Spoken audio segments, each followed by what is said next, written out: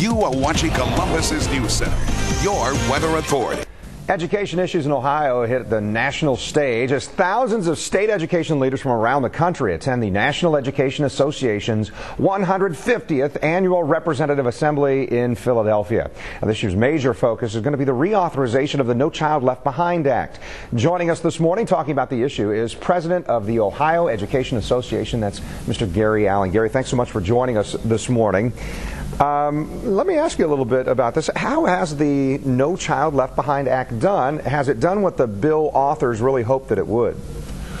Well, I think it's raised the consciousness of the public around student achievement. But unfortunately for Ohio, one of the major problems is that the administration has not fully funded No Child Left Behind. And as you well know, in Ohio, the funding crisis that we're currently experiencing in some local school districts, having to pick up the expenses of No Child Left Behind has just exacerbated an already problematic situation in some of our communities. Well, this is 9 years now, right, of what is ruled unconstitutional funding of education in Ohio. Is that right? It's actually 10 years. It was in March of 1997. And the legislature still has not addressed the issue of what does it cost to adequately fund a student in Ohio, as well as the over-reliance on property tax. Well, where do you think this stands in terms of trying to get the act reauthorized? Is that something that really needs to happen here and maybe address some of those funding issues? Absolutely. The funding issue needs to be addressed and fully funded the way that President Bush and Congress promised in 2001. But also the issue of the testing, the snapshot in time of testing of students, that labels teachers, that labels school districts.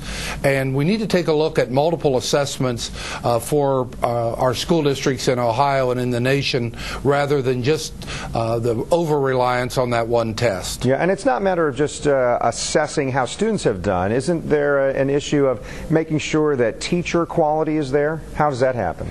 Absolutely. The whole requirement of highly qualified teachers, it's something that the OEA supports strongly, and currently we're in the midst of talking about how do we get highly qualified teachers before every student in Ohio. Yeah, pretty important. Maybe last question for you, Gary. Is there something else that we need to do to help students start school ready to learn?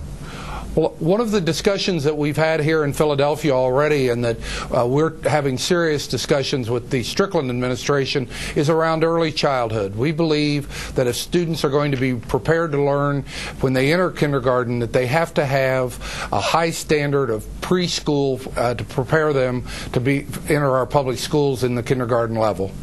Okay, all right. Appreciate talking with us this morning. President of the Ohio Education Association, Gary Allen. And if you want more information here, we want you to go to our website. It's columbusnewscenter.com, and then you can click on news links, and we'll have info for you there.